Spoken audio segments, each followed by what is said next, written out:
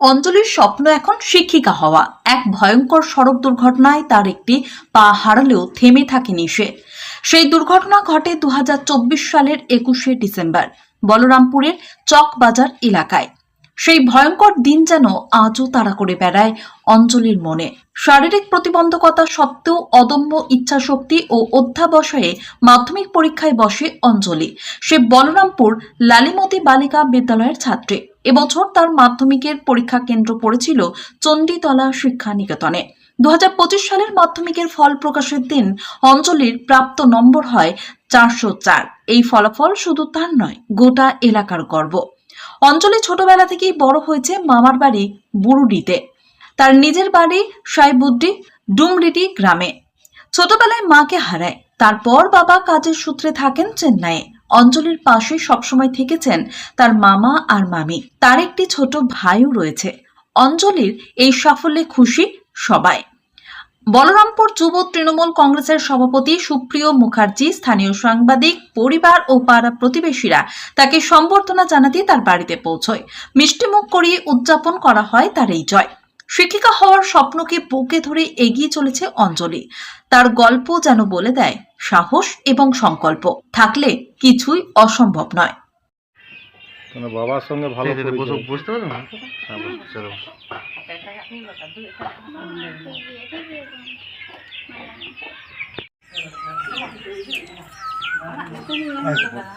বসো বসো কাকা, মিষ্টি প্যাকেট নাও।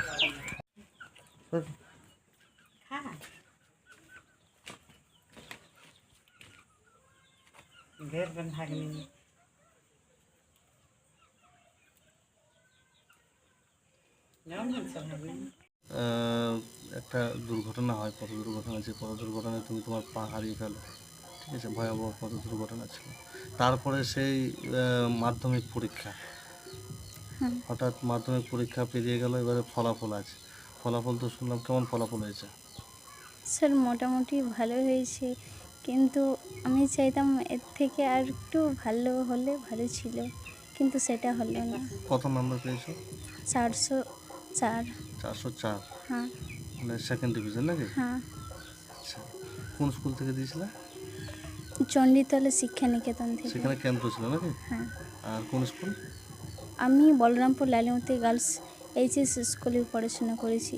আচ্ছা, তো হঠাৎ মানে এত সুন্দর, মানে মোটামুটি ভালোই রেজাল্ট হয়েছে। এই অবস্থাতেও যে এভাবে রেজাল্ট করেছো, তাতে তুমি কি বার্তা দিতেছো, কি বলবো?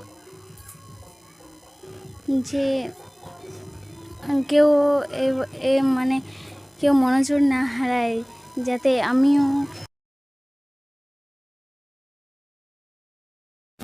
পরীক্ষা দিতে পেরেছি।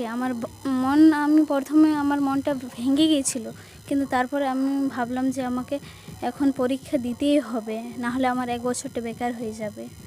তাই সেটা ভেবে আমি মনোযোগ দিয়ে পড়াশোনা করে পরীক্ষাটা দিয়েছি। আমি চাই যে সবাই এরকমই মনোযোগ দিয়ে, মানে কেউ যদি কোনো কিছু এরকম আমার মতন দুর্ঘটনা ঘটে থাকে, তাহলে কেউ যেমন মনোযোগ না হারায়। সেটা তুমি বার্তা দিতে চাইছো? হ্যাঁ। কতক্ষণ পড়তে? হ্যাঁ বাড়িতে কতক্ষণ পড়তে তুমি? স্যার 10টা 11টা পর্যন্ত পড়তাম, বেশি না। মানে এই অবস্থাতে পড়া এটা সম্ভব হয়েছিল নাকি? হ্যাঁ। তো এখন কেমন লাগছে যে 404 নাম্বার তো পেয়েছো? সেটা কোনো খারাপ না, মন্দ না নাম্বারটা, কিন্তু কেমন লাগছে? খুশি আছে মনে? স্যার ঠিকঠাকই, কিন্তু আর একটু উঠলে ভালো ছিল, এটা আমি চাইতাম। ভবিষ্যতে কি হতে চাও? ভবিষ্যতে আমি তো কি নিয়ে পড়তে চাও? হ্যাঁ, কি নিয়ে পড়তে? আর্টস নিয়ে। আর্টস নিয়ে। হ্যাঁ সায়েন্স কেন পড়বে না, আর্টসে কেন পড়ছো? স্যার, কারণ আমি তো টিউশনেও যেতে পারবো না, তাই। আর সায়েন্সও অনেক চাপ, আর অঙ্ক আমি পারি না, তাই। তাই আর্টসটা বেছে নিচ্ছ নাকি? হ্যাঁ, ভবিষ্যতে কি হতে চাও? ভবিষ্যতে আমি টিচার হতে চাই। তো সরকারি কোনো সাহায্য পাচ্ছ তুমি এখন? না। সরকারিভাবে কোনো সাহায্য কেউ করছে না নাকি? সরকারে কিছু আবেদন রাখতে চাইছো কিছু? সরকারের কাছে কিছু আবেদন রাখবে না? স্যার কি আবেদন রাখবো? পড়াশোনার ক্ষেত্রে যদি কোনো সহযোগিতা পাওয়া যায়। চাই তো, কিন্তু আজ তারও ফলকর কাছে কি বলবেন সেই বিষয়ে নিয়ে?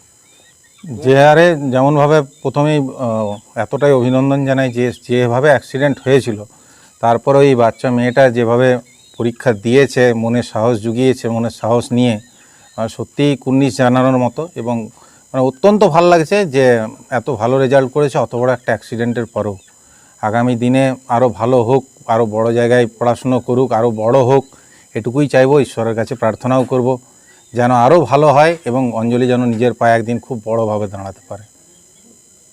বাকিদেরকে কি বার্তা দিবেন আপনি? বাকিদের যারা কোনো কারণেই পৃথিবীতে অনেক কিছুই ঘটে, কিন্তু কোনো কারণেই যাতে মনের জোর না হারিয়ে ফেলে, সেটা অঞ্জলিকে দেখে শেখা উচিত।